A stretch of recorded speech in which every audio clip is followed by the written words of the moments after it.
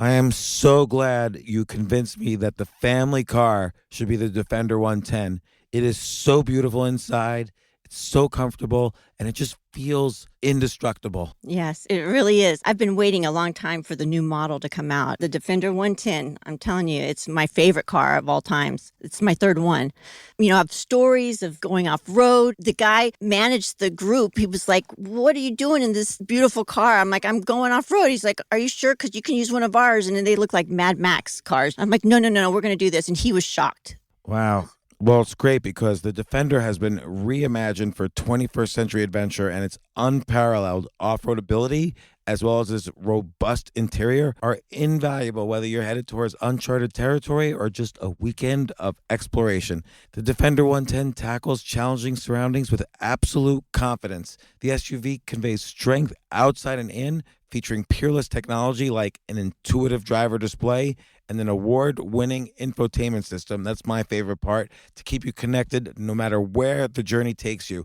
Adventure is unique to everyone, and so is the Defender. Choose from the two-door Defender 90, the four-door Defender 110, or the larger Defender 130 with the ability to seat up to 8 passengers. You'll find uncompromising performance in all three. So pack up and go even further with the Defender 110. Learn more at LandRoverUSA.com/Defender.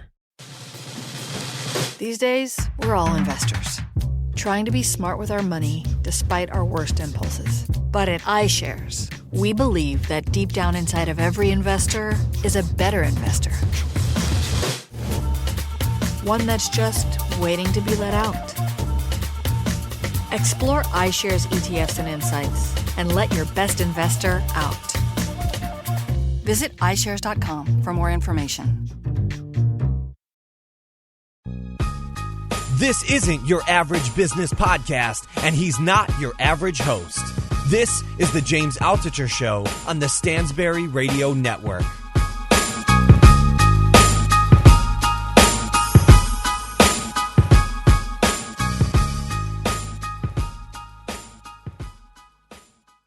I'm here with Chris Guillebeau. And Chris, welcome to the show. Hey, James. Thanks so much. It's a huge honor. You know, Chris, I like to do the show around this idea that people can choose themselves for career, for success, for happiness, and they can, and these choices, they make these choices rather than making the choices that have been imposed on them by society, whether it's parents or corporations or the mythology of what we're supposed to do. But you're like the pinnacle example of someone who's chosen himself. Well, that's kind of you to say. I think my values are certainly aligned with your mission. I mean, for what I've been trying to do with Art of Nonconformity, it's a very, very similar mission statement. I've always said, that the mission statement of what I'm trying to do is to help people understand they don't have to live their life the way others expect. They can do good things for themselves and for other people at the same time. It's not a false choice. And, here are all the stories of different people around the world who've done that, in their own way. So I think you said some very powerful things there. First off, they don't always have to do things that, people sometimes think that choosing yourself or doing what you want is almost selfish. But in fact, you've demonstrated that it's quite the reverse, and you've written a little about this. But I want to kind of you've done so many different things that I want to kind of give like the highlights, or what I think the highlights are, and then what I think we can talk about. First off, you've had kind of an interesting quest for yourself, which is to visit every country in the world by the age of 35. And so, that's right. So I actually don't want to talk too much about travel, but I like the idea of having a quest. But first off, did you achieve your goal? I did. I'm 36 now. So last year I came to the end of the journey. It was 193 countries. It was about a 10-year quest, maybe 5 years of really actively pushing toward it, but 10 years of total travel. And I did achieve that goal last year. So like, I don't know, Tonga you visited, like all the Polynesian countries? Yeah, every country. Sometimes I get emails, James, and somebody's writing in from Bangladesh or somewhere, and they're like, "Oh, I saw you visited every country, but did you come to mine?" And I'm like, if it's a country, I was there. Basically, I haven't been to every. Okay. Go ahead. Sorry. Greenland. Greenland. Greenland is not a country, actually. Oh, it's not? I didn't know that. Who owns No, it? it's Like, political territory of Denmark, I believe. So there's lots of interesting little places like that, that are essentially thought of as independent. And I've been to a bunch of those places as well. But for the quest, I think it's important to choose your criteria and say, okay, here's what I'm going to, measure this by. Otherwise, I'm going to go crazy. Like, 6 years in, I'm going to realize there's 20 more countries or something. So I just chose to use the UN member states. So that's 193. It was 192 when I started, and then South Sudan became a country. So I had to add that one in. Africa, of course, and you mentioned this quite a bit. Africa was a challenge just because there's so many countries, and some of them are hard to get to, or there's wars or whatever. What was like the hardest country to get to? There are probably maybe 3 or 4 that were especially difficult. Pakistan, I wasn't able to get a visa for, but I went anyway and managed to kind of convince the folks to let me in.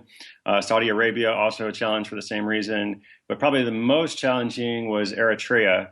When I went there, I was actually deported in the middle of the night. It wasn't the greatest experience overall, so that would probably be the most difficult one. But the thing is, like, most of them were not terribly difficult. It was just the quest in total that was difficult. It was just the culmination of it. It wasn't that there was one place that was like the most crazy, difficult, challenging place in the world or whatever. So, this is how naive I am on geography. What is Eritrea? Oh, sorry. Eritrea is a small country in like north central Africa. It borders Ethiopia. And at the time, well, pretty much, it still is, Eritrea and Ethiopia are essentially at war. And the U.S. kind of de facto supports Ethiopia.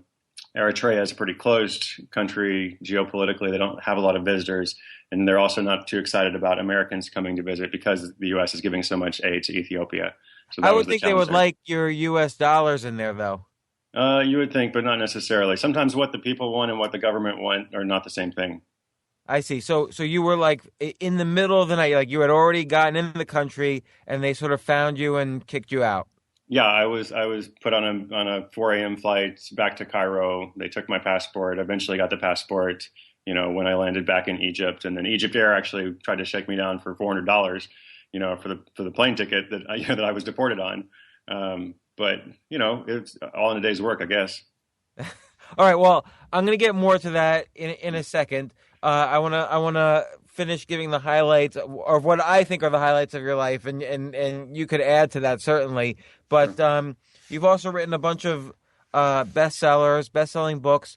The $100 Startup, which I think is a key book because a lot of people will say, "Oh my gosh, he visited 193 countries. He must be rich or something." But in the $100 Startup, you really kind of describe how people can start from scratch and build up let's call it a lifestyle business that can essentially support the lifestyle of 99% of the types of quests that one can have.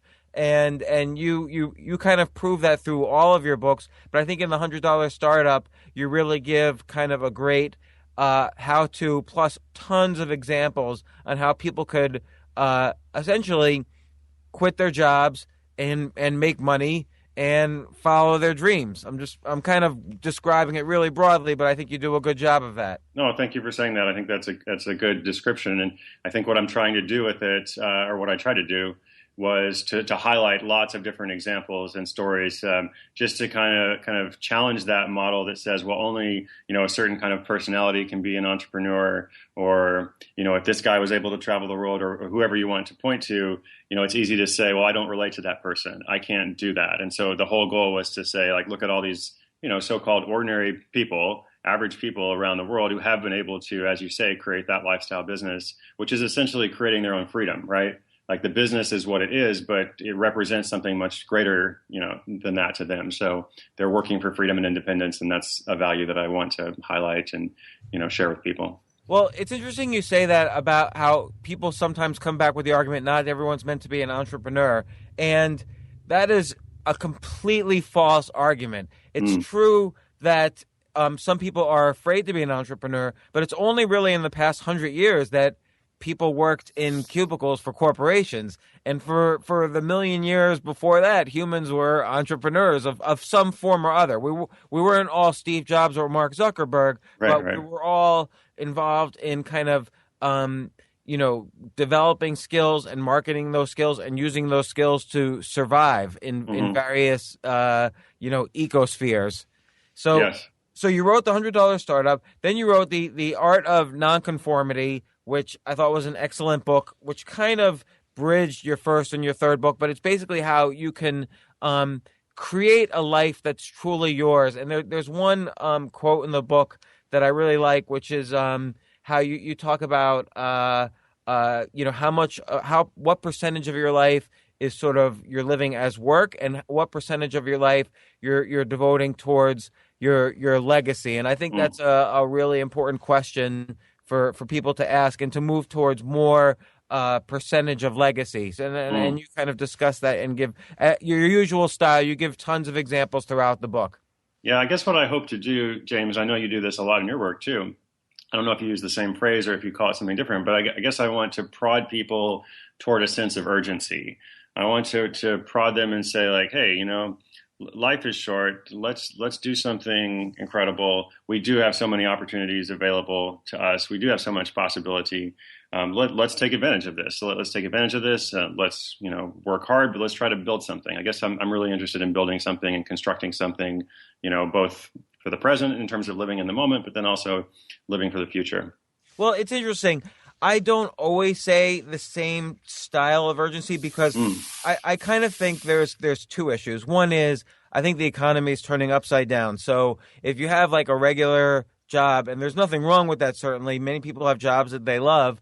But if you have a regular job, you always have to be wary of the fact that salaries have been going down versus inflation for 40 years. And, I'm on the board of directors of a billion revenues employment agency, and I see what's happening in the economy. People are just getting fired and laid off every day, more and more. And the number of part-time employees is spiking. So people the sense of urgency is that people have to at least diversify the way they look at their life and try to come up with a life that leans more towards what you call nonconformity because of the urgency of the economy. And then the flip side of that is, yes, if you can live a life where you leave a legacy and you do what you love and you do creative things and you pursue goals and dreams and whatever, that's also important. But there's a balance there too in terms of people paying the bills and people paying for a mortgage and supporting their family and sending their kids to schools and educating them and so on. So I always kind of have the balance. I believe in both, but it's sort of like some people are in a situation where because they've already bought into one system, they can't immediately sort of move into another. It kind of is a blend, which you discuss. I mean, you go over that, and you yourself have made a concerted effort to go from one type of life to another, and through a series of realizations. But I want to also mention your third book, which is about to come out, and I kind of feel like these three books. The title of the third book is The Happiness of Pursuit. Nice play on words, but I kind of feel these three books make a trilogy of sorts. And I don't know if you felt the same way. I don't know if I designed it that way, James. I don't know if that was that strategic from the beginning of saying, 5 years ago, I'm going to write my first book, and then here's the second book, and then the third one, 5 years on is going to tie into it. But I mean, certainly the ideas are connected, and certainly, hopefully I've improved, as both a writer and a listener. I feel like maybe in the beginning I was a little bit rough around the edges, which is fine and normal, and I still am in many ways. But I guess I've tried to listen to people in the community, to learn from other folks, and say, okay, how can this apply in different ways? And we were just talking briefly before we started the show about how I do these tours, and I go on the road and I meet readers, and it's not always like a huge amount of people every night, but that whole practice has changed the way I think about everything I do because. From city to city, I'm going to meet someone and I'm going to have their story in my mind. Even if I'm not writing about their story, I'm going to think about them later. And so I guess I'm trying to, just widen the message and make sure it relates to as many people as possible. Well, it's interesting because I think of them as a trilogy, and I actually do think, I don't necessarily think people need to read these books in order. In fact, I almost think people need to read these books in reverse order because, The Happiness of Pursuit, discusses your traveling, but I want to focus on the quest-like aspect. It basically says have a quest in your life, and here's how you come up with what your quest is, and here's how you execute on that quest. The art of nonconformity discusses the benefits of living a life that kind of is different from, let's call it the mainstream life. I don't know a different phrase, or there's probably many phrases. And then the $100 startup, I almost see that as the last in the trilogy, because here's the nuts and bolts on how you can make some money so that you can fulfill your quest.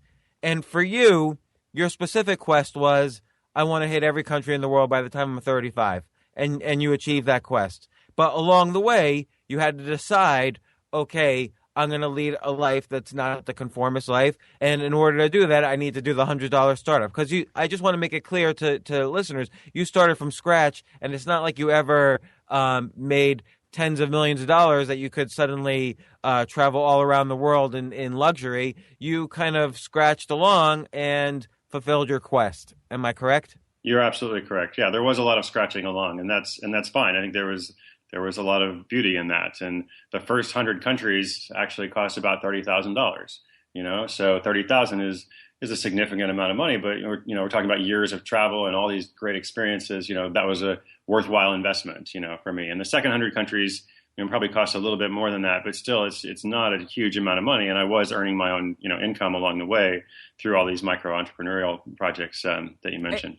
Yeah, and just to put it in perspective, in the past 10 years, while you were on this quest, what was your worst annual income and what was your best annual income? And the reason I ask is because it's not that it's always the most important thing, but people need money for food, shelter, travel, all the basic things. And I just want to show as an example how you did it.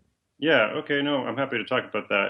I wrote a manifesto called 279 Days to Overnight Success. I read that. That was very good. Yeah, cool. So thanks. So people can go and download that and read a whole lot more about that. But the short version of it is, let's see, probably the lowest income, when we think about like the last 10 years, probably be around 40 to 50,000. Like there was a couple of years like in graduate school where I was doing that. I mean, this is all entrepreneurial. And then I had some successful business projects a couple of times, some good book advances or good sales or something. And the income would be maybe, it was multiple six figures. So 200, 300,000 or something. So obviously that's quite significant, for a lot of listeners, but that's probably the higher end. And that's a little bit later after, things were established and successful. And most of the quest was done at an income much lower than that. Right. And also, like, if you're getting a book advance, it means you've got to write a book. So you also have to take into account the fact that while you're traveling around the world, you're also writing this book, which is not an easy project to do. Right.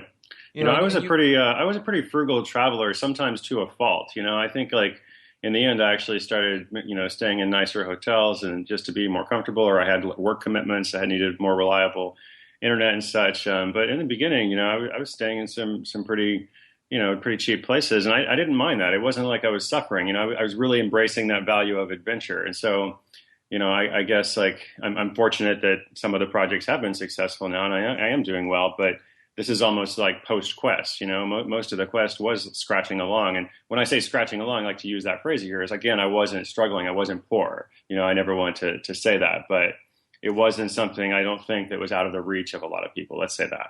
No, but you were, and I forget which one maybe it was in that, the last one you mentioned, the 279 days article that you wrote. You mentioned you were working like 100 hours a week. So I was, because I was doing something I enjoyed. If you do the work that you love, then you work more at it. At least that's how I was. So, and I guess I had the whole point of that manifesto was to say like, look, I'm making 50K or whatever through my online writing. This is again like year one. I was like, I'm happy with that. Like I really am happy. Like I found a way to be content and to live with, like, this is all I need. If I make more, that's great. And I did end up making more. But I guess I kind of structured the life around like, here's something that I can accommodate, at this income that will allow me to do what I hope to do. Right. And the problem is, I think a lot of people when they're at a job, and this is not a problem because there's both stability and there's pros and cons for everything. But when you're at a job, you're capped by your salary. It's harder to make income outside of that. But when you're on your own, you're sort of forced. So when you're on your own, the con is you could make almost nothing. But Mhm. the pro is if you're doing well and you're doing what you love and other people love it and you've inferred that there's demand for what you're doing, you could make a lot more money. So it's a Right. risk, but the risk should pay off. There's risk versus reward. Right. And in some ways, the higher your salary is in a traditional job, the harder it is to say, farewell to that, to do something else on your own, right? Because your lifestyle tends to expand, to accommodate whatever the salary is. And as you said, it's not so much about being happier with less or something. It's about figuring out, okay, what is this lifestyle? What do I need? And in some ways, it's much easier, at least I believe, and I think you do too. It's much easier to figure those things out on your own. Yeah, the worst thing that ever happened to me at a full-time job was that I got a promotion. So Right. That's you great. make an incrementally small amount of money more, Right. but suddenly you have a lot more responsibilities and people reporting to you, and life becomes a lot more stressful. And Mhm. you mentioned life is short. That's certainly a way to look at it. Like you only have so much of yourself to give and so much energy to give in the allotted time we have on this planet, and you want to make sure you give it to the world in the right way. Right. The other thing I wanted to mention about legacy, I don't think you have children, right? I don't. Right. So part of legacy, there's two ways to have a legacy. One is, of course, you replicate your DNA and you have children. The other way to have a legacy is to leave something that's lasting to the world. And I think that's what you've been doing by kind of not only writing about what is the notion of a quest and how to achieve it, but then living it and showing that it can be done. So I wanted to talk about that. How do you define a quest, and why should people have one? A quest is an adventure or a journey that has a destination in mind. There's always a beginning. There is always a destination. Ultimately, it's about that journey. It's more about the striving and the struggle and the challenge. But there is a destination in mind. There is something that you're working toward. There's usually incremental steps. There's usually like a series of milestones. It's not just like, one day I start the quest and then one day I end the quest. There's lots of measurable points along the way. I mentioned struggle and challenge. There has to be some element of sacrifice, which isn't meant to be a heavy word. It just, there has to be some kind of trade-off. It has to be not a really, really difficult thing, but something at least that if you're going to embrace a quest, you have to say no to something else. And then usually, not necessarily always, but most of the time, what I found in talking with people about quests is that something else happened along the way. There would be something unexpected, some kind of transformational element, some amount of change. And then I should have said this earlier, but a lot of people who pursue a quest or adopt a quest kind of come to it through a sense of calling or a missional element, not necessarily a religious calling, but they just feel this kind of stirring and they have this crazy idea and they can't get that crazy idea out of their heads. And so they end up pursuing that quest and adopting it. Well, and you mentioned many quests begin from a sense of discontent or alienation. If you find yourself feeling discontented, pay attention to the reasons why. And I think this is an interesting thing because, when you're pursuing a quest, you have these along the way. Whenever you achieve any of the milestones along the way, you feel the neurochemical dopamine starts shooting through your body. You feel happy until, and then that drives you forward towards the next milestone. And so, the feeling of discontent could be that you're not getting enough of these neurochemicals in your body. Something's happening where you feel like you're being constricted or imprisoned by some other ideas. Like, how do you recognize these feelings of discontent? Yeah, no, that's a great question. And it's an interesting theory. I haven't thought too much about the chemicals. I do a lot of my work for the discontented. I don't know how you feel about that, or if you would use similar language or different language. But I hear from a lot of people who are discontented or dissatisfied. It doesn't mean that they are miserable. That's not necessarily the case. I mean, there might be some miserable folks in miserable jobs, trying to escape. But I guess when I think of discontented, I just think of somebody who wants something more, right? And if you want to improve your life, like if you're even listening, to podcasts like this, or you're following this kind of writing, I think you're kind of self-identifying as saying like, yeah, I don't want to be satisfied with whatever that traditional life is, whether it's conformity, however you want to describe it.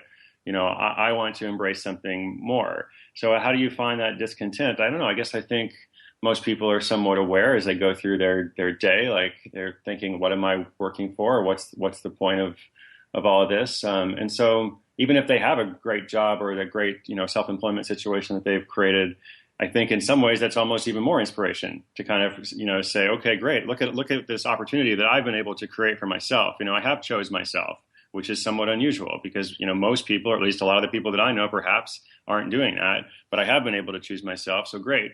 What's next? What am I going to do with that? What am I going to, how am I going to channel this energy? What am I going to do with this gift that I've been given or that I've found a way to take for myself? That's kind of what discontent is to me. I'm gonna extend it a little further in that I find that my body tells me just as much as my brain tells me. So kind of the brain in our body. So we have neurons in our gut, our chest, and in our head, and just as many in our gut and our chest as in our head. And I find that, and maybe you I'm sure you've felt this also. You ever meet somebody? Let's say you go out to dinner with somebody, and then you come home and you think, I don't really feel good about myself for some reason, and and you don't consciously know why, but just the person rubbed you the wrong way, or a job didn't really feel that good, or an interview didn't feel that good. Like your body often will tell you before your conscious brain tells you. And for me, discontentment at a job or with people or a group kind of comes from my body first. Like I'll literally feel sick. Yeah, that's great. I like that. I had a 1-week job as a telemarketer when I was 19 years old.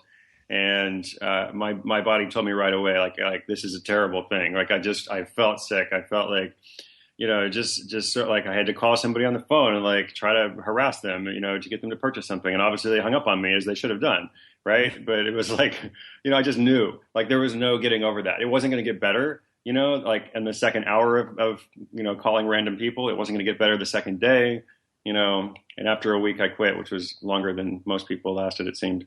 And I had an experience once where I had a job at a private equity firm, and potentially I could have made a lot of money, but I didn't really like the people I was working with. I didn't really like the boss that much. And one time I was walking to lunch downstairs. This was right on Wall Street. And I literally, and this had never happened to me before, I fell to the ground. Like I fell straight down. I was just walking along and then I just fell straight down in a vertical line. And by the end of the day, I couldn't even walk. And so I took a couple of days off from work, and then I went back to work. And I was in the middle of a meeting that I had set up, actually, and there was a bunch of people around a conference table, and I just felt sick. So I said I excused myself. I said I had to go to the bathroom. And instead of going to the bathroom, I walked to the elevator. I took the 60 floors down to the bottom floor. I walked to the subway. I took a train home 70 miles north of the city. And I just simply never went back to work and never returned their calls ever again. Great story. That's sometimes great. You just have to listen to what your body is telling you. And I've never suffered for it. Here I am doing this, doing what I love to do. I never suffered for doing that. If you follow kind of the instincts for a quest, even though there might be some pain along the way, like with anything, we're not intended to be happy all the time. But I think it works out better for you when you follow those gut instincts from the body. Excellent. That's a great story. I don't think most people would have done it that way, right? Most people would have just continued to struggle. Most people would have said, there's something wrong with me. I should go to the doctor and get things checked out. I should exercise more. And they would look for these external solutions that were basically just addressing the symptoms, as opposed to actually, correctly identifying, here's the problem. The problem is this job sucks, or, whatever. It's not what I'm supposed to be doing. How can I leave it, right now? So, and here you are now. You referred to this. I mean, there's kind of this struggle in everybody between feelings of scarcity and feelings of abundance. And I think you always have to err on the side of abundance and have kind of an element of faith that it will be there if you're always doing your best and trying your hardest. And not, running away from every opportunity, you're going to find more abundance than scarcity. And so better to get rid of the scarcity feelings, which occur in your body first. Yeah. I mean, I would say even regardless of the outcome, right? Regardless of what's going to happen, because I agree that most of the time when you embrace this abundance mentality and you choose to live with that, then probably good things are going to happen, at least over a range of time. But I would say even if not, like, what's the alternative? Do you really want to embrace that model of scarcity? That's a great point. What's the alternative? Like, are you just going to live your life miserable? Well, let me ask you about that, because this occurs in the next quest chapter, which is, you say everyone has a calling and follow your passion. Do you really think everyone has a specific or a unique calling? I think what I said was follow your own passion. I try to actually emphasize that word "own." I did say everyone has a calling. You're right. But I don't necessarily think everyone should follow their passion and their bliss all the time. I think the key point is let's really figure out what is your passion, as opposed to something that's prescribed or something that's imposed on you, as you said at the beginning of the podcast. Does everyone have a calling? I don't know. That's an interesting topic. I don't know if I fully explored that to the extent that I should. I guess maybe I have like a self-selection bias, because I tend to talk to interesting people, doing interesting things.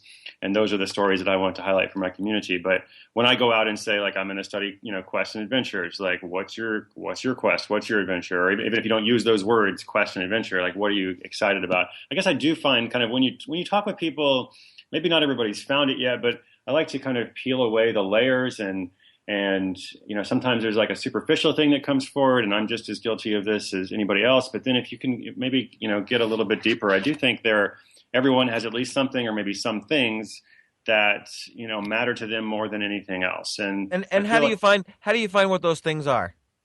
I think, I'd be curious how you answer it. I guess I think you find it through exploration, through experimentation, through being willing to do things differently, through thinking not only about what are you excited about, like what are you really into. That's kind of a surface level examination. I think is helpful in the beginning, but maybe going a little bit deeper and saying, okay, what are you bothered by, and what are you irritated by? What troubles you about the world? What are you pissed off about? I feel like sometimes that line of thinking can lead, maybe to something more specific than just thinking like, hey, what are you excited about today?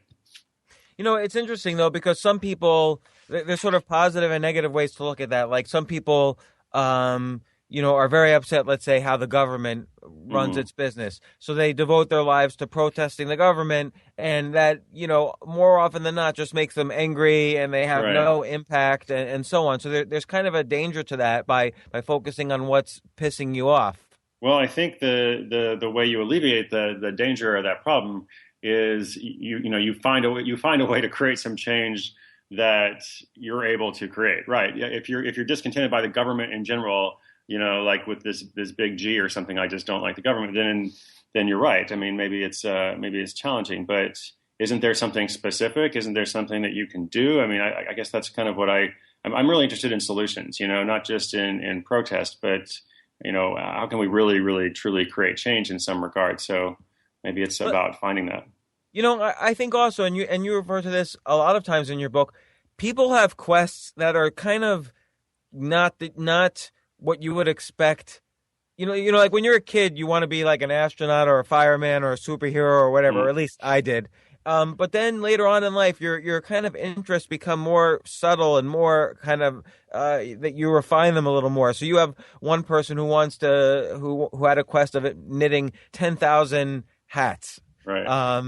How does someone come to a quest like that, and what's the purpose of a quest like that? Yeah, no, this is a great segue. I liked that story. That's a woman named Robin, because in the beginning, like when I was like kind of casting a net, I was like, who am I going to write about? I heard all these really just amazing, phenomenal, in the literal sense of the word, stories. I heard of this guy who, speaking of being discontented, he was really troubled by this oil spill in the San Francisco Bay Area, and he became an activist. He took a vow of silence for 17 years, and then he kind of walked across America. He didn't use any motorized transport, and he had this vow of silence, right? So that was his form of protest. He couldn't change everything, but, he did create a lot of change in his way. So I thought that was a pretty amazing story. But then, fortunately, I work with smart editors and other people, and my editor said, that's a great story that no one's ever going to relate to, because they're going to hear that and they think, like, that's incredible. Like, I never want to do that. Like, I don't want to take a vow of silence, for 17 years. But at the same time, though, so I read that story and I said to myself, okay, I'm obviously not going to do that. But the idea of saying less words per day and really Right. thinking and observing the things around you, I can take elements of that quest and apply it to my life. And I get inspiration from that, from reading a story about a guy like that. Yeah, well, cool. Well, thanks for saying that. I mean, that's why I kept it in the book, you know. But I mean, I think the point was like, let's try to make sure everything is relatable. People can adopt one principle from each story or something. So I'm glad that it worked in that regard. But you ask about the 10,000 hats woman. You know, she was a knitter, a crafter. She just enjoyed making things, and then she started this project of making hats. And at first, it wasn't 10,000. It was just like, I'm going to make a bunch of hats. But one of the parameters of a quest is it has to be something specific. It has to be something measurable. You know, when I started traveling, I was just a traveler, and that was fine. But there are lots of people traveling, and there wasn't a lot of structure to that. And then when I kind of hit on the aspect of creating the parameters and making it a quest, and then imposing the deadline of my 35th birthday, that's when I got much more excited about it. That's how it kind of created purpose and meaning in my life. So for her, she thought, I'm going to make 1,000 hats. But then she realized that would take like a year or two. So that's a lot, but she wanted something more challenging. So that's why she came up with 10,000 hats. There's something very almost Jungian about this notion of a quest. It's like the arc of a hero. So, or the journey of a hero. So you kind of created this quest for yourself, which it doesn't even matter what the end result is. It needs to be sufficiently difficult that you're going to find hurdles along the way. People are going to resist you, and it's going to be something that's going to kind of define your life, make it unique, and hopefully, and in most cases, at least in the cases in your book, provide some value to others. So that's what you did. You created this quest for yourself that was obviously unique, was obviously difficult.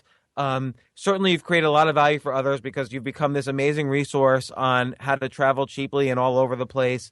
But what were some hurdles along the way that you encountered, other than kind of being deported and all that kind of stuff? Yeah, I'm glad you put that parameter around it, because the greatest challenges had nothing to do with being deported or not getting the visa, or I had a car accident somewhere, like that kind of stuff. Those were external challenges, and they mattered. But I think maybe the greater challenge is just continuously evaluating my motivations and making sure that I'm sufficiently self-inspired, to pursue the quest. And when I say self-inspired, I mean, I continually asking myself, okay, why am I doing this? I began this quest before I was any sort of public figure, before I wrote books, before I had the blog. Like, no one knew who I was. And I was just traveling on my own, and I believed in this. And I was doing it for my own challenge, because once I started thinking about that goal, I couldn't get it out of my head. It was just like we said earlier, it was this crazy idea. I couldn't stop thinking about it. So I guess, as things changed a little bit and developed this following, and I started to have various career, not pressures, but just career opportunities that were good. It was kind of like, okay, I have to say no to a lot of that stuff in order to keep, traveling 2 weeks a month. To places like Bangladesh or Eritrea or whatever. And in the end, I'm really glad I made the choice, right, to keep traveling and to do that. I mean, that's what it was all about. But I think maybe if my motivations hadn't been correct, or if I'd gotten skewed somewhere, which I did see happen with some people, then I think that would have been a dangerous thing. So that's what I tried to be mindful of. Well, how did you keep yourself? I mean, I'm sure there were points where you said, "Gosh, all right, I hit 100 countries. Yeah. I don't really feel like doing the final 92, and I've got other things to do." How did you keep yourself on track, or why do you keep yourself on track? Like maybe at the age of 30, you might have said, "You know what? I'm going to start having kids now, and that's going to keep me off track for a while." Yeah, fantastic question. I think I think it was all about the timing. To be like brutally honest with you, if I had felt that way at country number 70 or number 80 or something, I think it would have been really hard, to keep going. And maybe I would have, maybe I wouldn't have. But 193 countries, I would say it was probably around 150 or so when I started feeling like, okay, I'm not sick of this. I'm still, enjoying most of it, but I have seen a lot of the world. A lot of this process, of going from place to place is pretty similar. Both the joys and the struggles. If it wasn't for the goal, maybe I don't know if I'd stop, but maybe I'd slow down a little bit. But I guess I feel like at a certain point, momentum kind of carried me over. And so at a certain point, I do think there's value in saying like, okay, hey, we're almost there. Like, let's keep going. Even if some parts of it can be a little monotonous or something, let's keep going because I'm at 150, 160, like can't stop now, But I think if I felt that way at like country 90, not necessarily the best answer. And there's some kind of extra benefits towards achieving your goal. So if you had stopped at 100, that's kind of neat that here's a person who went to 100 countries. But if you visit every country, then that's a book. There's actual monetary value that you can get out of achieving certain goals like that. Yeah, and I also just think not even the monetary value, but like just thinking long term. Like when I look back on my life, it's always a helpful thing, right? If you're trying to evaluate a decision and you got this idea and like, should I stop or should I keep going? I knew there's no way in the world I would say like, yeah, when I look back on my life, I'm going to look at this time period and say like, oh, I went to a bunch of countries, and there was like 193 countries and I made it to 182 of them. And that was great. Like there's no way in the world I would want that. I would say, why did you not keep suck. Going? Yeah, exactly. Like if you went to 182, you would actually be like an extreme disappointment. Exactly. It would be terrible. I mean, can you imagine like in the bio, like this guy went to almost every country, in the world. It just been sucks. to 182 countries. All right. But yeah, so what? Right. Not so what, but it's true. You say in chapter 5, not everyone needs to believe in your dream, but you do. But let me ask you about that. So you're married. I'm gonna, you mentioned your wife's name is Jolie. Was Jolie totally on board with your quest? I don't think she was totally on board. I think again, to be like truthfully and completely honest, right? Like I think it was hard for her in lots of ways. She was extremely supportive.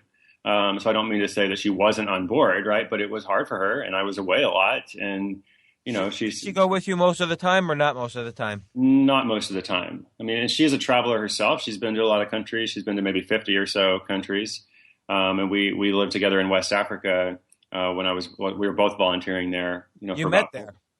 We didn't meet there. We actually met in the States, but then moved to Sierra Leone and Liberia. But that was a long time ago, and most of the quest was on my own.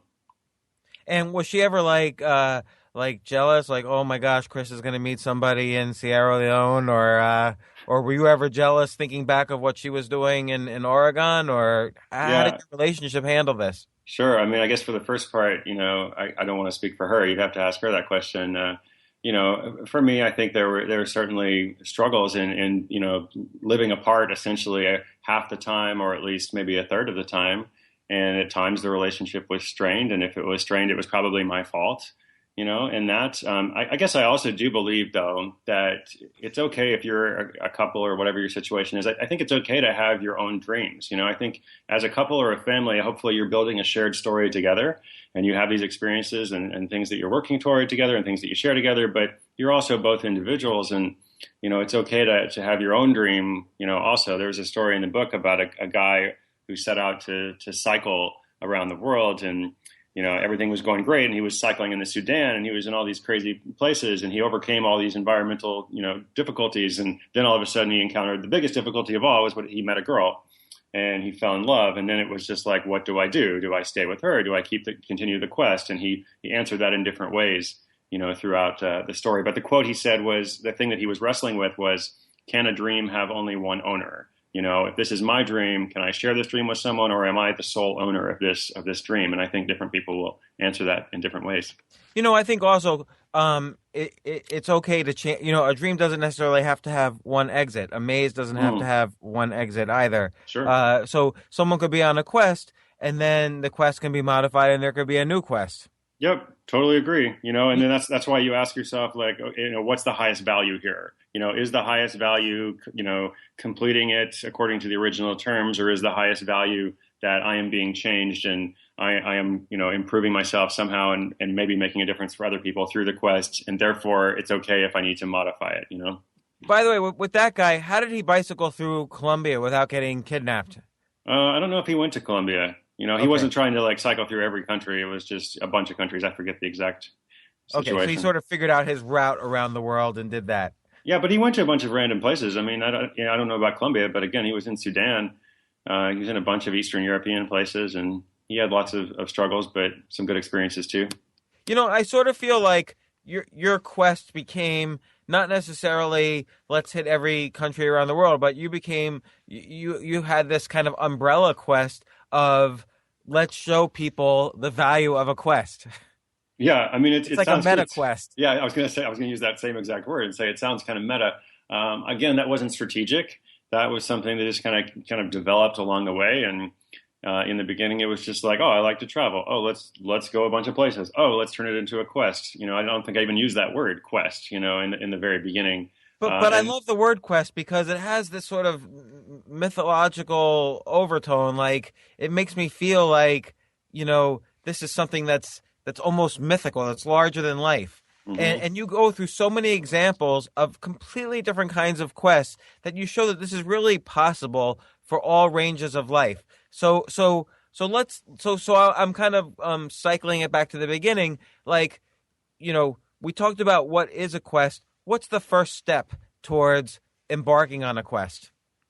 I think the first step is finding some packaging for this thing that you love to do, or this thing that bothers you, or whatever that practice is going to become. I think finding a wrapper for it, and what I mean by that is saying, okay, in my case, I loved the travel, but I was so much more energized by it once I found the packaging and said, oh, how many countries are there in the world, and could I possibly feasibly at some point in my life actually go to all of them, and how much time would it take, and how much money would it cost, and what would be the other challenges along the way? You mentioned relational challenges, other stuff, logistics, et cetera. I'm really attracted to figuring out like how does one take like this broad notion and then translate it into something not only meaningful and purposeful, but also possible. So I feel like the more you can think about that, the better. I mean, something I noticed that was in common with a lot of these people is they all were really big into writing lists, into making lists, into like checking things off, into simplifying, big concepts into next steps. What is, if I want to do this big thing tomorrow, or if I want to do this big thing in 10 years, what's the step tomorrow? And after that. It's interesting because, a lot of people say, and I've discussed this with other people on other podcasts, a lot of people say ideas are a dime a dozen, but execution is the hard part. And I don't quite believe that because execution is just a different type of idea. So you have the idea, okay, I'm going to visit 193 countries or 192 countries. But then you also have the idea, okay, I'm going to look up what those countries are. And there's a certain pleasure in taking these very, very simple next steps that aren't necessarily hard. Like, for instance, you challenge people I think it's in the Art of Nonconformity or in one of the manifestos, memorize the names of every country and the prime minister or president or king of that country or the capital of that country. And, there's certain pleasurable steps you could take on the way of a quest that, again, may lead you to visit 193 countries or may lead you somewhere else. Right. Yeah, I completely agree. That's a lot. That's how this thing developed. Is I started learning more about the world and where is Eritrea? How does one get to Pakistan? And figuring each step out was a little mini puzzle in which I found pleasurable and enjoying. I also love this quote from Coco Chanel in chapter 5 of your book. The most courageous act is to think for yourself aloud. So to actually stand up and say it. Yeah, I feel like at a certain point, stating the goal, whatever your goal is, and however you choose to state it, whether it's online or something for the world, or just for friends and family, I do think that's significant. I think that creates this built-in accountability. It creates this broadcast, and maybe it has effects that you're not even aware of, right? Because maybe in stating whatever that goal is, there's somebody out there. Perhaps you don't even know who's going to be impacted by that in some small way. And maybe it helps them think about what they're doing. And, you never know how our lives are connected, but stating it out loud or publishing it in some fashion is helpful. I think that's, I'm actually being inspired just by this podcast. I think that's incredibly helpful. It's given me some ideas of something I want to do now. But, I think, a common argument I get along the lines of choose yourself, and I'm sure you get this because you wrote it, is you have this quote here: you can have the life you want no matter who you are. And a lot of people say, well, I can't, try doing that if you have a mortgage or you have kids or whatever. Yeah. Now, I have all of these things. Sure. I don't have a mortgage, but I did. But it's, you basically say no matter who you are is the key point. And so this is going to take us back to the $100 startup for a second. But how do you start setting up your life in such a way that you can go on a quest that's different from the the average 9 to 5 life that people live? I think it starts by understanding, what it is you want to do and what it is that you're working toward, and then, constructing your life in such a fashion that eventually makes that possible. And yes, there may be barriers. Yes, there may be obstacles, right? But you obviously had some element of free time to listen to this podcast, or to read up on some of these concepts or to explore. You wouldn't have come to this whole conversation or this realm of possibility if you weren't discontented, as we said earlier, if you weren't seeking something more, right? And we all. And I want to interrupt. I apologize, Chris. People accuse me of interrupting all the time, but I get really fascinated by every part of this. A lot of people, the first thing is figuring out how to use their time more efficiently. People think the first problem is money. Really, the first problem is how to use your time more efficiently. And so, like you mentioned, people have time to listen to this podcast, but also if you and you mentioned this in your book, if you stop watching TV and you stop doing, reading the news, you're going to have an extra 4 or 5 hours a day, if you're the average American, in which to create an online business or do things that, can support your family or do all sorts of things, knit a hat or whatever. Yeah, I mean, I agree. That's fine. And I guess I think that everybody's busy. Like, we're all busy. Like, that's just the new normal or something. But we also make time for what's important to us. And there's nothing wrong with watching TV. If somebody's really into TV, that's great, right? But everything involves trade-offs. Everything involves choices. So I guess if there's a certain time in your life when it's really important to make some changes, if there's a certain time in your life where you're like, I've got to get out of this job, or, I do have these obligations and responsibilities. I don't know, how to move forward, but somehow I've got to escape and find that freedom or whatever, then you have to, find a way to, as you said, use that time efficiently, even if it's a limited period of time. I mean, I like stories of people who've started a business, even while they're working a full-time job with a family or something, just doing it on the nights and weekends, because in some ways they often do a better job than people who have 30 or 40 hours a week to work on it, because they can only do what's important. They can only do what really matters, as opposed to wasting time doing a lot of other things, which I'm often guilty of. And just as an example, the very first business I started that was successful, I had a full-time job and I started the business on the side. I stayed at the full-time job for at least, I think it was 18 months while I ran the business on the side. And ultimately, when I finally left my full-time job, I had about a dozen employees at the full-time business, at least a dozen clients. I mean, I was really scared to leave the full-time job, but it did involve nights and weekends. And I had a wife and the beginnings of a family when I did this. So everybody's, like you say, there's a certain sacrifice in the quest, but that's how you do it. Like, a lot of people now live in this entitlement mode where they think, oh, I have this idea, I should raise a lot of money from a venture capitalist so I can quit my job and pursue that idea. Right. But I've never actually seen that happen. Yeah. It's another way of looking for someone to do something for you. And I understand it's common because that's the mentality, right? You maybe hear stories of this happening, or at least you hear a mythology of it happening for somebody else. You think this is the pattern that I need to jump into. Somewhere someone's going to bestow this business on me, right? Or this alternative way of life or something. But that's, as you said, that's not how it happens. And it is difficult. I don't want to say that it's easy, right? When we say like everyone can have the life they want, I never want to bullshit anyone and say like this is the easiest thing in the world. If you're working for your freedom and your independence, I think it's worthwhile. I think it's hugely valuable. I think it's the best thing you could ever do for yourself, right? But I would never say it's easy. Right. And it's funny. It's I like the phrase "working for your freedom" as opposed to breaking out of prison, because there's no locks on the prison doors. Right. They're all open, but you do have to work for the freedom to get out there.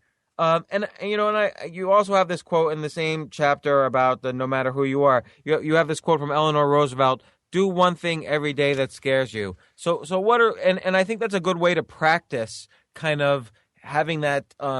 I don't know if it's like an endorphin rush or something, that fear that you're going to encounter frequently while on a quest, but you can practice that muscle by doing one thing a day that scares you right now. So what are some typical things that you could tell people to do? One of the stories I like from the first book, I've been telling this for a few years now, but I continue to think of it as this guy in North Carolina who was a little bit discontented. He had this full-time job that wasn't super excited about. He had a family, lots of obligations. wanting to create change, but again, like, I'm super busy. How do I do it? So he just started this whole series of life experiments. And the series of life experiments were exactly what you said, like one thing a day that scares you or that challenges you, or doesn't even have to scare you, but it's just a little disruptive to your routine. So he started, like visiting an art museum at his lunch break, which he had never been to. The art museum was just down the street, but for some reason he'd never been inside. So he went there, and then he took up a photography class, and then he did start experimenting with online business and started traveling a little bit more for his work that he hadn't, it's kind of just like this whole series of steps and exploration. And eventually he did end up quitting his job and going into a full-time consulting practice that he set up. But he actually traces the outcome to that initial, decision to kind of disrupt his routine and to say, I'm going to do, different things every day, even if they're small, and we'll see where that goes. And what are some of the things that you do? Like, what are you going to do today to scare yourself? Yeah, great question. Actually, I worry that my life often becomes occupied by routine, James, even though, like I'm doing my own thing, making my own decisions. You've been to 193 countries and you're worried that your life is going to be occupied by routine. That's kind of Absolutely. funny. I'm totally scared of that. Yep. I have a pretty, standardized life. I don't know what your routine is like, but I tend to do a lot of the same things every day. And I guess generally I think that's good because it supports the other work that I want to do. But some of my friends do give me a hard time because, I go to bed at the same time every night, usually go to the same place for breakfast every morning. I have these certain patterns. So I don't know if I'm going to disrupt anything today, but I'm getting ready to go on this 40-city tour, to meet people in different cities. So that will be a little disruptive. Let's talk about the $100 startup because I want to give just direct, practical advice. You're at your cubicle job. You have no clue what to do next, but you're going to make the commitment. Okay, no more TV at night, no more news. Mm-hmm. I'm going to have the time. How can I get started on the $100 startup? How can I make some money?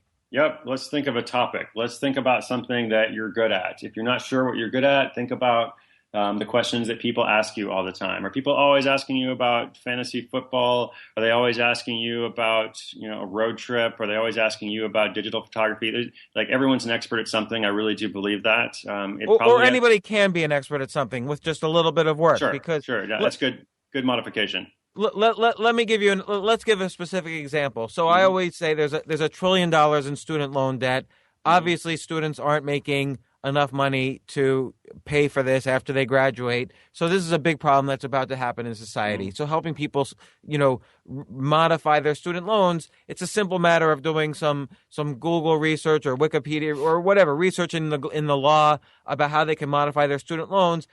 Someone could put together a 100-page report. Here's 100 ways to modify your student loans. Okay, so you've done that work. You put together a report. What's next? Yep, no, that's a perfect example because I would say further that it's a good example because there's demand for this. Yes. And it's something that if people purchase it, they're going to, and they take steps, to apply the information, they're actually going to save a lot of money, right? So there's a very, very clear benefit to it. Right. So let's say you're going to sell the report for $50, but they're going to reduce their student loans from $50,000 to $30,000. So for $50, you save them $20,000. So there's clearly like an arbitrage that works. Right. So that's a huge need. Hopefully someone listening, to this will actually go and do that. So then they're going to write it up, right? They're going to spend a lot of time writing this up. Well, they're going to spend a month, let's say, right? A month in their nights and weekends, an hour or so a day, writing this report. And, then they're going to write some kind of letter or sale. They're going to write some kind of offer for it, and there's lots of different examples of that, like in my books, probably in your stuff too, of how to do that. They're going to write the offer. Then they're going to publish that in some fashion. If they don't know how to publish it in some fashion, they're going to spend another 2 hours, let's say, learning how to do that. They're going to spend 2 hours learning how to set up a WordPress site, something super basic, doesn't need to be fancy. Or they're going to go to elance.com and pay someone $100 or a couple $100 to make something decent for them. Would you agree so far? Yes. Okay, great. And I'm also going to say, well, maybe you're about to say it. Go ahead. No, I don't know. I don't know what I was going to say next. I was going to say then it's going to be published. It's going to be available. Then the whole question is, how do they get the word out? Well, I think they're going to do two things. I think first of all, they're going to start with people they know, and just as everyone is an expert at something or can be an expert at something, as you said, everyone knows someone, right? And there is no, there's no blog fairy or publishing fairy, just as there's no one who's going to give you venture capital. Like we all start with a limited network, and that's fine. When I started writing my blog, my grandma was one of the first 5 readers, And that's great. So you're going to start with everybody you know, and you're going to say like, hey, I've done this project. Like, do you know somebody who has this need, right? Do you have a friend or somebody who's a student or is a parent of a student? Can you help me get the word out? And then maybe I would also look at other resources, like, are there blogs writing about this, right? Are there other media articles writing about this? And then I would start, spending a little bit of time each day, because we don't have a lot of time, a little bit of time on this connecting component, on this component of how can I kind of get the word out about this message. And there's lots of other stuff we could do after that, but that's where I would start. I think it's really important, this idea of starting with the people you know. I think too many sites, I don't even want to call them entrepreneurs, but too many people who make websites think, okay, I'm going to build it and search engines are going to find me, and suddenly I'm going to get flooded and my servers are going to crash and so on. But I think with every successful business I've started or been involved with, it's always started off with your connections and your network. And some people say, oh, well, I have no network. That is almost never the case. Everybody's got some network that they can use, or with a couple months worth of work, they can build that network. So I think you've got to start off with who you know, because they're going to be your first customers, and they're going to have advice on who your second customer should be. And then, so I would say, as soon as you can, as quickly as possible, you're going to get to that first sale. And that first sale may not mean a great deal of money. Maybe, like we said, it's $50 or something compared to a month's worth of work that you've done to put this together. But what I've seen over and over is that first sale is super empowering. When you have that first like PayPal notification that comes through and like, you have sold $50, you sold $50 worth of this product or service to somebody that you don't know. That is super exciting. And then you go to that person and say, hey, thanks so much, James, for picking up this report. I hope it changes your life. Can you give me some feedback on it? Can you let me know how it was? If there's somebody that also needs this, will you send it to them? And I feel like a lot of really successful and sustainable businesses, small lifestyle businesses, grow through that small army of remarkable people. Yeah, very true. And you mentioned, I think it was in The Art of Nonconformity, you mentioned you can go to a site, e-junkie.com, to quickly set up an order form. So suddenly right away you have a product, you could sell it and call all your friends and see who's going to buy it and see if any of their friends are going to buy it. And then you also mentioned the first $1,000 you make feels really great. And then when you go from $1,000 to $5,000, it's not 5 times as hard. That for whatever reason, it's just twice as hard.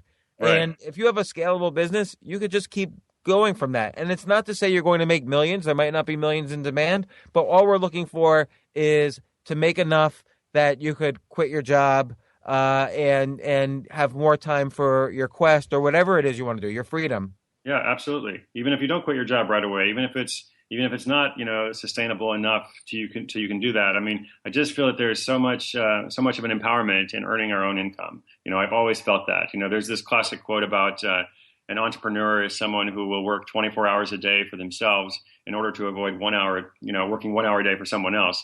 And that's how I've always been. I've always been whatever it can be like to do things on my own, I'm going to do that because it is so freeing and so empowering, as I said. Yeah, and you never know what you're going to find. Like I know one guy, he his first product was he was selling database access to a database of houses that were rent to own. So some people want to rent, some people want to own, some people who want to own don't have the money, so they want to rent until they own the place. But there's no easy database for that. So he collected a database of these homes. But then he realized that many of the people who would want access to this database, the reason they had to rent to own is because they had issues with their credit scores. So he would then sell credit repair services to them, and that's how he made his money. So, right. So this is a series of identifying inefficiencies in the marketplace or identifying a need that people have that he's able to meet, and then one thing leads to another, and then he's found another business essentially. Right. And what happened was he had zero investment, but then with his first set of revenues, he plowed that back into Google ads, oh, do you need a rent to own house or something like that? Google ads, Facebook ads. He had a bunch of different ad networks he used, and people can search on blogs what are the best ways to do, what are the most inefficient ad networks out there right now, because it changes all the time. And And he's still to this day, he's plowing the money back in month after month. He's building up every month. And last month he hit his first $250,000 revenue month. So it's incredible. Great story. Yeah, it is a good story. And again, he was $100 startup. So I don't think he had any investment at all ever. So it is a good story. I don't know if he has any quest other than to make $100 million, but right. That's a quest also. Yeah, that's true. And sometimes I think the quest evolves.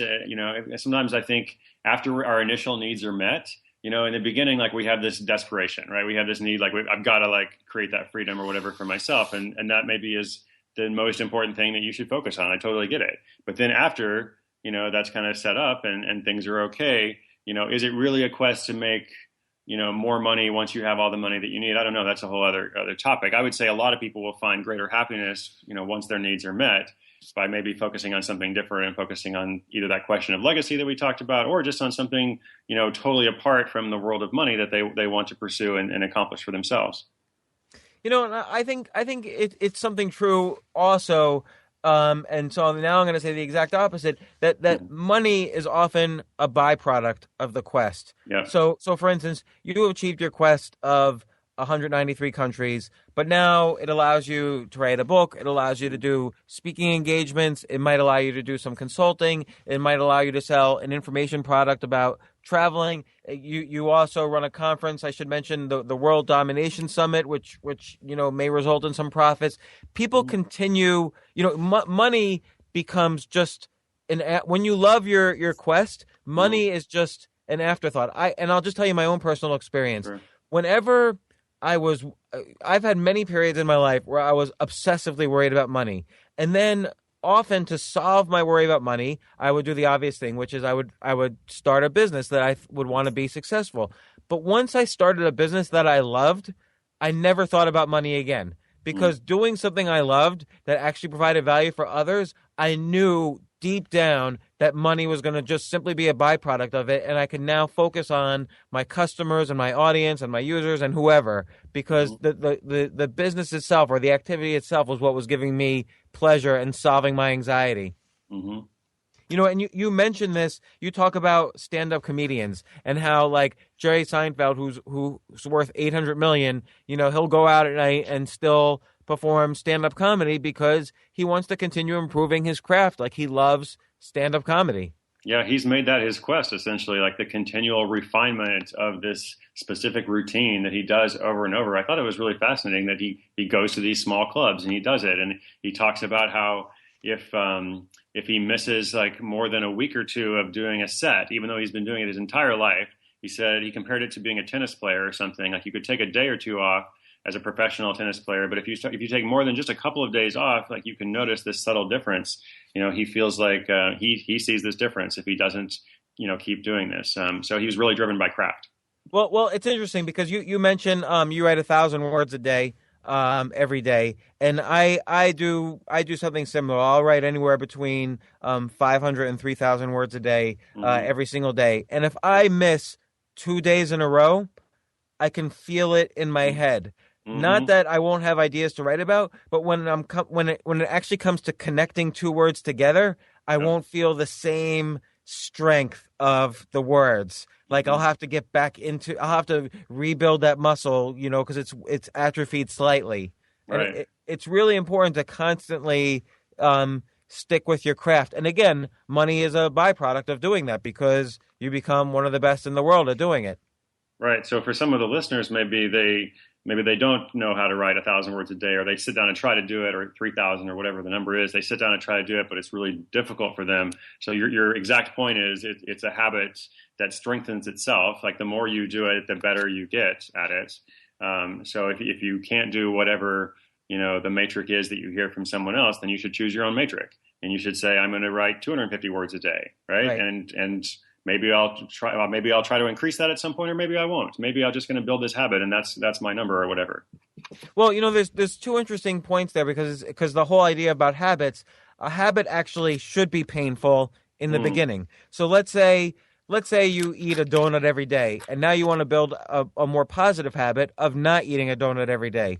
Well, at first, there's going to be extreme pain because your body's used to the happiness of eating a donut a day. So it's going to tell you, no, what are you doing? You got to eat you got to eat that donut. And so in the very beginning, you're going to feel a pain of not doing your normal routine.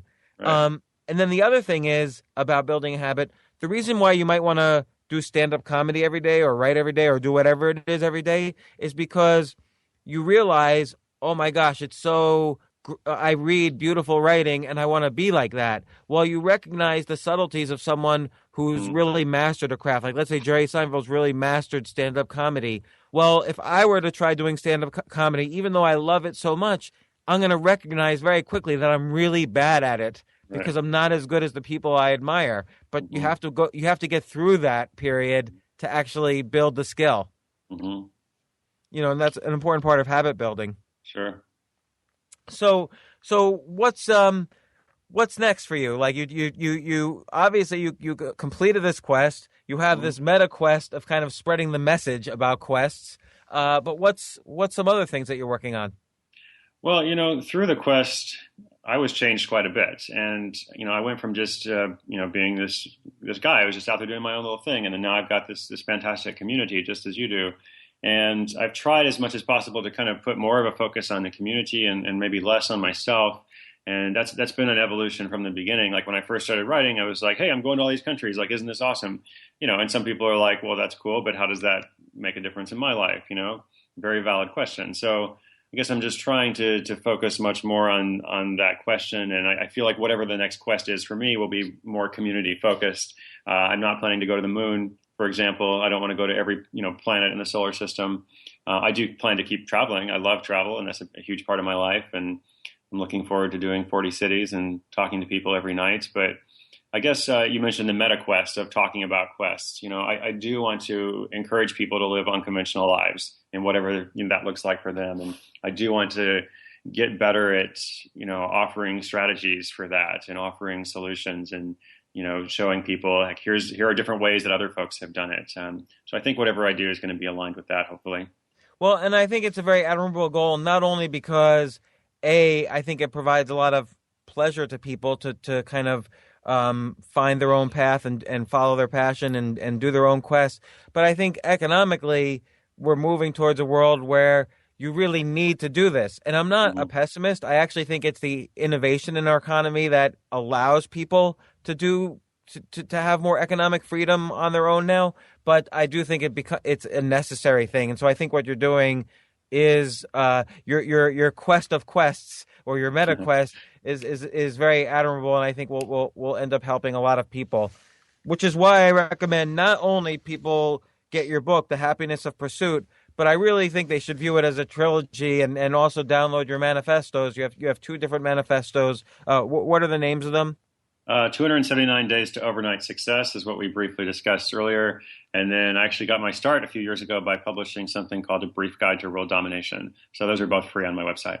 Yeah, and then, one of these years I'm going to make my way to Oregon and go to your World Domination Summit because I always hear good things about it. I would love to have you there. Do you do it every year? We do it every July. Yeah, this will be the 5th year anniversary next summer. So definitely. And how many people show up to that? It's now between 3,000 and 5,000, depending on how you count them. Oh my gosh! All right, yeah. I want to go to this. I'm going to go. What month is it?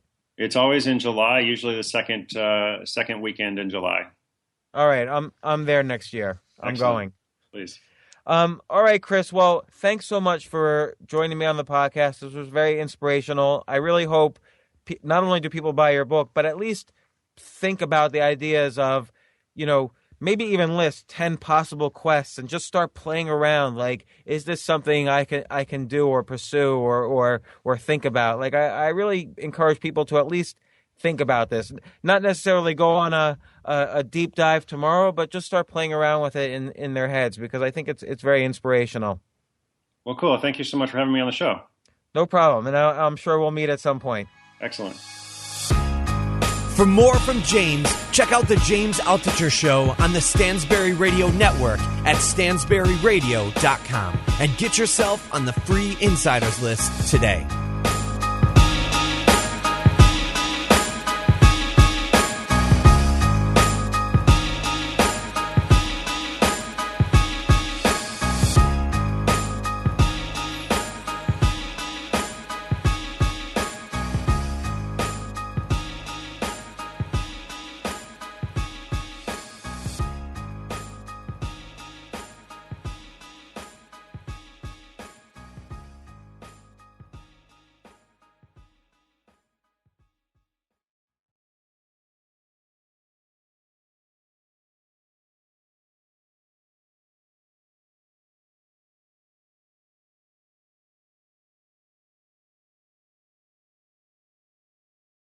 No matter what you're a fan of, Texas has the trip for you.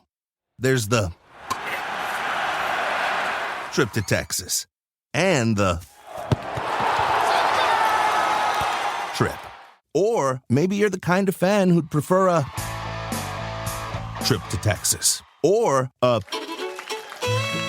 trip. Either way, go to traveltexas.com/getyourOwn for the only trip to Texas that matters. Yours.